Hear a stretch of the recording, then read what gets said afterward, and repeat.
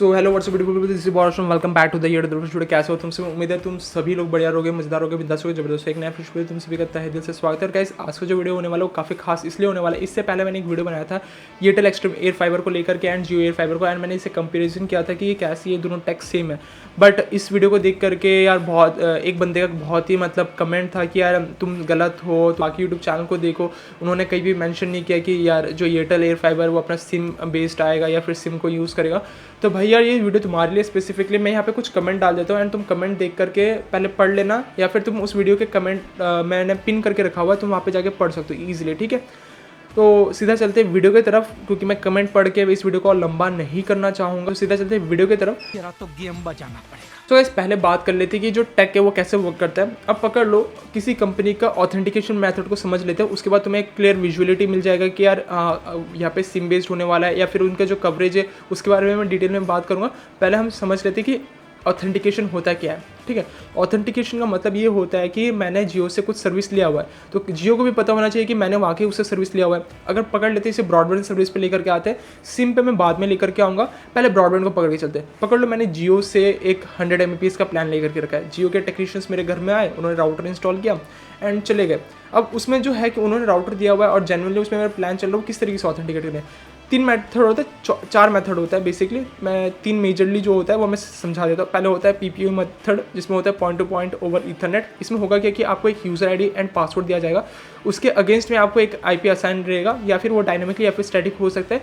वो डिपेंडिंग जो जिस जगह से आपने सर्विस लिया उनके ऊपर डिपेंड करता है। वो डायनामिकली देंगे कि स्टैटिक मेजॉरिटी डायनामिकली रहता है। एंड उससे होगा कि जैसे आप वो यूज़र आईडी पासवर्ड अपने राउटर पे डायल अप करोगे, वो अपने रेडियस सर्वर से जो कि ISP एंड में लगा हुआ है उससे ऑथेंटिकेट होता है एंड आपका सर्विस चलने लग जाता है। अगर वहाँ पे आपको डायनेमिकली IP दिया हुआ है तो जब भी आप राउटर रिबूट करोगे आपको एक न्यू IP मिलेगा।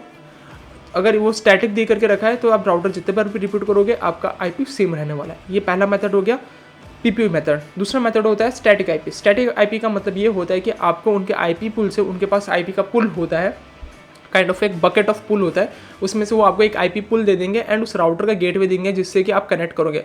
तो आपको एक गेटवे मिल जाता है एंड आपको IP मिल जाता है। जैसे आप अपने राउटर में स्टैटिक IP मोड में जा करके IP एंड उसका सबनेट मार्क्स एंड उसका गेटवे डालते हो एंड वो ऑथेंटिकेट हो जाता है कि वो कंफर्म कर लेते हैं उसके रेडियस सर्वर के साथ कि यार ये जो IP डाला गया है एंड ये गेटवे सही है, तो आपका राउटर ऑथेंटिकेट हो जाता है एंड आपको अपना इंटरनेट सर्विस मिल जाता है। डायनामिकली मेथड में ये होता है कि पकड़ लो, आपका डिवाइस का मैक एड्रेस क्या करेंगे कि अपने पास रख लेंगे एंड होगा क्या कि जैसे वो मैक एड्रेस उनके सर्वर पे लोड करेंगे आपको डायनामिकली एक IP मिल जाएगा, या फिर आप उनके नेटवर्क से कनेक्ट होते ही आपको एक डायनामिकली IP मिल जाएगा उनके सर्वर पुल से। एंड उसी सर्वर पुल के ऊपर तुम्हारा जो मैक एड्रेस रहेगा या फिर PPU रहेगा या फिर स्टैटिक IP तुम्हारा प्रोफाइल लगेगा, चाहे वो 100 Mbps का लगा 30 Mbps, वो उसी IP या फिर PPU जो ऑथेंटिकेशन मेथड उसके ऊपर लगता है। ठीक है, अब तुमने समझ लिया ये ऑथेंटिकेशन मेथड कैसे वर्क करता है। अब स्ट्रेट चलते हैं कि सिम बेस में। अब तुमने किसी कंपनी का, पकड़ लो जियो का सिम खरीद के रखा है या फिर वोडाफोन का सिम लिया या फिर एयरटेल का सिम लिया, जिस कंपनी का सिम लिया है उस कंपनी का एक स्पेसिफिक पुल होता है, जिसे नंबर पुल बोलेंगे लेमन लैंग्वेज में। अब पकड़ लो, ऐसा तो नहीं है कि तुम एयरटेल का नंबर ले रहे हो एंड वो क्या बोलते हैं जियो के नेटवर्क के साथ तुम कम्युनिकेट कर सकते हो क्योंकि वो यूनिवर्सल है। बट कंपनी थोड़ी ना मानेगा कि यह क्या बोलते हैं जियो का नंबर लेकर के या हम एयरटेल का नंबर मान सकते हैं, नहीं होता है ना, ऐसे एक्चुअली होता नहीं है। तो इस सिनेरियो में आप कंपनी क्या करता है कि वो नंबर से आपको ऑथेंटिकेट करता है। अब राइट नाउ जब आप एयर फाइबर की बात करते हो, जबकि मैंने BSNL का एयर फाइबर यूज़ कर चुका हूँ, तो BSNL का एयर फाइबर यूज़ कर चुका है एंड सर्विस भी दे चुका हूँ। तो BSNL का एयर फाइबर का सीन ये होता है कि BSNL एयर फाइबर अपना PPU मेथड को यूज़ करता है, point two point over Ethernet, जो ट्रेडिशनल मेथड है, एंड VLANs के साथ यूज़ करता है, थोड़ा सिक्योरिटी लेवल को थोड़ा ज़्यादा कंसिडरेशन करते हुए। तो वो VLANs विथ आपका क्या बोलते हैं PPU मेथड को यूज़ करता है। But when it comes to air fiber, जैसे कि आपका एयरटेल एक्सट्रीम एयर फाइबर हो गया and Jio air fiber, Jio ने अपना सीधी बात है वो LT मेथड के ऊपर जा रहे हैं, LT किट जिसे हम बोलते हैं। उसी मेथड में जैसे कि आपने सिम इंसर्ट कर, आउटडोर यूनिट पे सिम इंसर्ट कर दोगे और क्या बोलते हैं नीचे केबल से राउटर पे लगा के डाल दोगे एंड आपको उसमें वाईफाई मिलेगा। लास्ट वीडियो में मैंने माइक्रोटेक का टी-शर्ट पहना था, तुम लोगों ने देखा होगा। तो जो माइक्रोटेक है वो इट्स बहुत से LT किट्स बनाता है, तो आप उनके LT किट परचेज करके सेम लाइक जो जियो का एयर फाइबर है उसी का सेटअप अपने घर में कर सकते हो। ठीक है, ऑफ द टॉपिक्स हम चले गए थे। ऑन द टॉपिक आता है। अब बात आते हैं एयरटेल ने यहाँ पे कुछ मेंशन नहीं किया। एयरटेल ने जस्ट प्राइस मेंशन किया एंड वो अपना सीपी डिवाइस को यहाँ पे, अगर तुम लोगों ने अगर डॉक्यूमेंटेशन नहीं पढ़ा हो तो एक बार जाके आप पढ़ लो, तो जिससे कि तुम्हें आइडिया हो जाए कि वो क्या मेंशन करे। वहाँ पे उन्होंने मेंशन किया है सीपी क्लाइंट प्रेमिसेस इक्विपमेंट। अब क्लाइंट प्रेमिसेस इक्विपमेंट वो इंडोर भी हो सकता है, आउटडोर हो सकता है। उन्होंने जो अपने पिक्चर में जो शो किया है वो एक आउटडोर यूनिट, इंडोर यूनिट है, आउटडोर यूनिट उन्होंने मेंशन नहीं किया।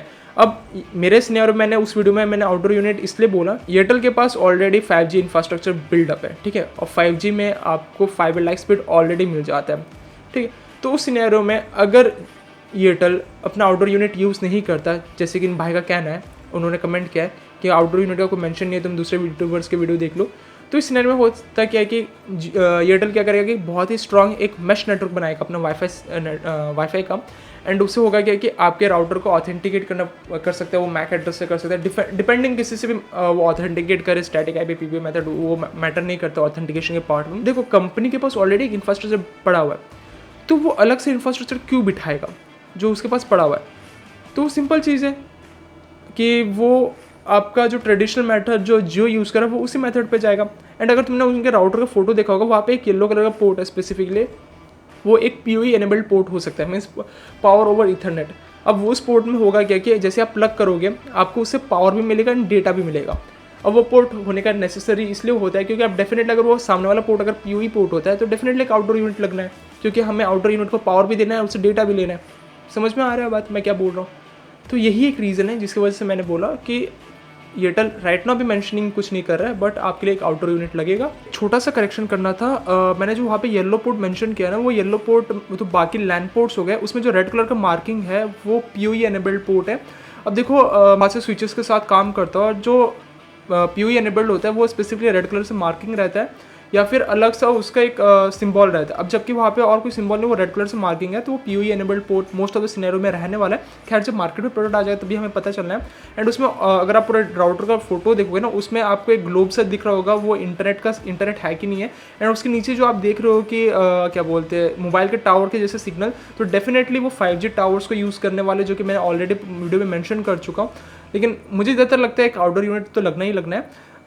खैर जब प्रोडक्ट आएगा तो पता चलेगा। तो सीधा चलते वीडियो को कंटिन्यू करते हैं, बस यही एक छोटा सा करेक्शन करना था। लेकिन उन्होंने यहाँ पे जो मेंशन किया कि वो फाइबर लाइक स्पीड उतारेंगे 100 Mbps, वो इतना ईजी नहीं है। 5G में होता है क्या है कि जो आपके बहुत ही क्या बोलते हैं थिक वॉल्स है, उसके अंदर 5G के जो नेटवर्क है वो घुसना बहुत मुश्किल है, पेनिट्रेट करना बहुत दिक्कत हो जाता है। एंड ऐसा क्योंकि इंडिया का जो सिनेरियो होता है ना, हर किसी का घर अलग होता है। इंडिया बहुत ही वर्सेटाइल एरिया है, ठीक है।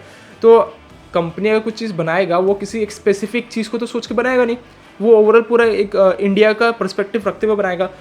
तो अब पकड़ लो, अब ये जो यूटिलाइजेशन है, कोई बंदा गाँव से तो उसको भी अपना ये जो एयर फाइबर उससे यूज़ करना है, तो वहाँ पे एयरटेल के पास इतना टावर्स नहीं होंगे जहाँ पे वो इतने सारे वाईफाई मैश नेटवर्क बिठाए। तो सीधी बात है, उनका जो 5G टावर है उसी से वो उनको सर्विस प्रोवाइड करेंगे, तो डेफिनेटली वहाँ पे सिम का यूज़ होना है। समझ में आ रही है मैं क्या बात बोल रहा हूँ? तो वो जो बंदा गाँव से है वो अपना सिम घुसाएगा उस आउटडोर यूनिट के अंदर एंड उसे टावर की तरफ फेस कर देगा, वहाँ से वो सिग्नल को रिसीव करेगा। यही एक सिंपल रास्ता है। अगर आप खाना सीधा हाथ से खा सकते हो, आप पीछे से घुमा करके क्यों खाओगे? समझ में आ रहा है? और टेलीकॉम का जो बिज़नेस है ना, आई मीन बहुत ही हैवी इन्वेस्टमेंट वाला बिजनेस होता है। एंड कंपनी जितना तक कोशिश करता है ना, जितना सस्ता हो सके उतने में जाए, इतना लॉन्ग रूट लेने का कोशिश नहीं करता। तुम समझने का कोशिश करो, ठीक है? आई मीन यही एक मैंने ओवरऑल ऊपर लैमन लैंग्वेज में समझा दिया आपको। अगर इसके बाद भी कोई डाउट रहता है कमेंट डाउन में बिलो।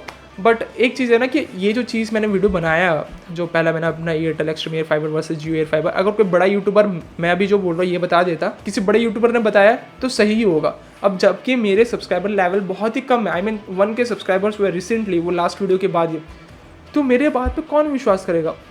टोटली अग्री मैं करता हूँ भाई। इससे ज़्यादा मैं और कुछ एक्सप्लेन कर नहीं सकता, करूँगा तो और डिटेल में जाना पड़ेगा, मेरे पास इतना टाइम नहीं तुम्हें समझाने के लिए, ठीक है? तो तुम किसी को जज मत करो उसके व्यूज़ एंड